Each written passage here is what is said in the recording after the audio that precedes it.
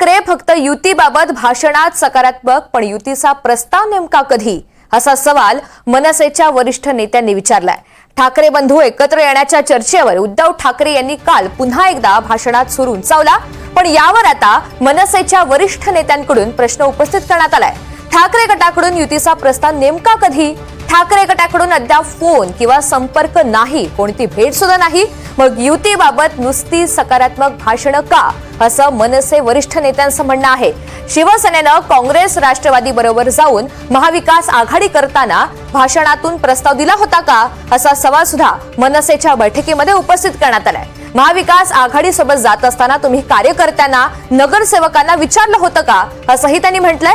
मग मनसे बरोबर युती करण्याच्या चर्चा व्यासपीठावरून का करता? मनसेच्या गुप्त बैठकांवर इतकी आगपाखड का करण्यात येतेय, असा सूर मनसेच्या बैठकीमध्ये पाहायला मिळाला। दरम्यान मनसेकडून मुंबईमध्ये फेरबदल होणार आहेत, अशी माहिती सूत्रांनी दिली। काम न करणाऱ्यांना मनसे आता नारळ देणार आहे। 24 जूनला सविस्तर अहवाल राज ठाकरे यांना देण्यात येईल। मुंबई पालिकेच्या दृष्टीनं मनसेच्या इंजिनला नवे लोको पायलट हे सुद्धा पाहायला मिळतील।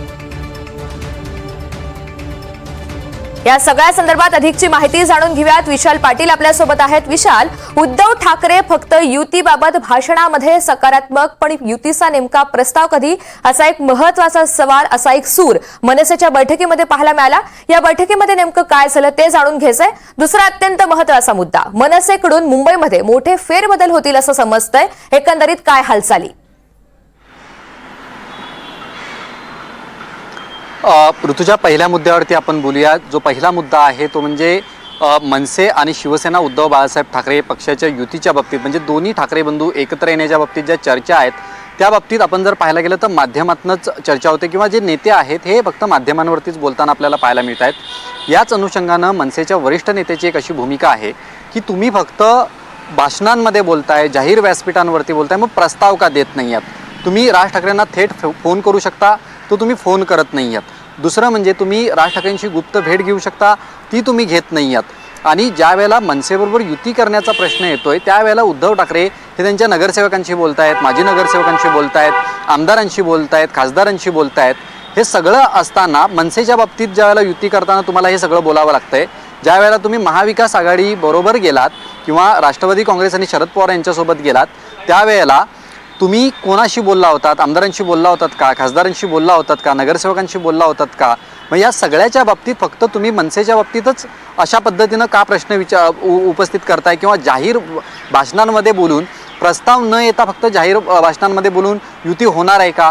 हा एक सवाल जो आहे हा त्या वरिष्ठ नेत्यांकडनं करण्यात आलेला आहे। आणि दुसरं महत्त्वाचं म्हणजे तुमच्याकडे फोन आहे, तुमच्याकडे नंबर्स आहेत, तुम्ही गुप्त भेट घेऊ शकता, तुम्ही भेटू शकता, तुम्ही या सगळ्या बाबतीत युतीच्या बाबतीत भेटीगाठी झाल्यानंतरच या सगळ्या चर्चा होऊ शकतात, फक्त जाहीर भाषणातून युती होऊ शकत नाहीत। असे वेगवेगळे प्रश्न जे आहेत हे मनसेच्या वरिष्ठ नेत्यांकडनं उपस्थित करण्यात आलेले आहेत। दुसरं म्हणजे मनसे ही पूर्णपणे महानगरपालिकेच्या निवडणुकांच्या अनुषंगानं आता काम करू लागलेलं आहे। मनसे अध्यक्ष राज ठाकरेंनी 5 महिन्यापूर्वी केंद्रीय समित्या तयार केल्या होत्या, ज्या विभागाध्यक्ष, शाखाध्यक्ष, उपशाखाध्यक्ष, गटाध्यक्ष या केंद्रीय समित्या प्रत्येक विभागात जाऊन माहिती घेत होत्या। त्यावेळेला ज्याचा आढावा घ्यायची वेळ आली तेव्हा मनसे अध्यक्ष राज ठाकरेंकडे सातत्याने एकच नाराजी व्यक्त करण्यात आली की अनेक विभागाध्यक्ष, अनेक शाखाध्यक्ष हे काम करत नाही, त्याच्यावरती राज ठाकरेंनी तात्काळ पर्याय शोधा असं सांगितलं होतं। मात्र आता या बाबतीत डेडलाईन जी आहे ही निश्चित करण्यात आलेली आहे। 24 जूनला मनसे अध्यक्ष राज ठाकरेंकडे सगळ्या केंद्रीय समित्या ह्या अहवाल सादर करणार आहेत, आणि जे विभागाध्यक्ष, शाखाध्यक्ष काम करत नाही आहेत त्यांचा पर्यायसुद्धा दिला जाणार आहे। आणि जुलैच्या पहिल्या आठवड्यात हे सगळे अंतर्गत फेरबदल जे आहेत हे होणार आहेत। म्हणजे जे मनसेचे विभागाध्यक्ष, शाखाध्यक्ष काम करत नाही आहे यांना थेट आता मनसे अध्यक्ष राज ठाकरेंकडनं नारळ दिला जाणार आहे, त्या जागी वेगळे चेहरे जे आहेत हे दिसणार आहेत। त्यामुळे ऐन निवडणुकीच्या तोंडावरती मनसेकडनं अंतर्गत बदल केले जाणार आहेत। हे बदलसुद्धा मनसेला तितक्याच गतीनं पुढे घेऊन जाऊ शकतात, कारण महानगरपालिकेच्या दृष्टीनं नवीन चेहरे जे आहेत हे सातत्यानं वेगळ्या दृष्टीनं काम करू शकतात, अधिक मेहनतीनं काम करू शकतात। आणि या बाबतीत मनसे अध्यक्ष राज ठाकरेंनी डेडलाईन दिली होती आणि 24 जूनला अहवाल जो आहे हा सादर केला जाईल आणि जुलैच्या पहिल्या आठवड्यात हे सगळे फेरबदल जे आहेत हे आपल्याला दिसून येणार आहेत। त्यामुळे मनसेची तयारी जी आहे ही महानगरपालिकेच्या दृष्टीनं अत्यंत वेगानं चालू आहे असं आपण म्हणू शकतो ऋतुजा। अगदी विशाल, धन्यवाद सविस्तर माहितीसाठी.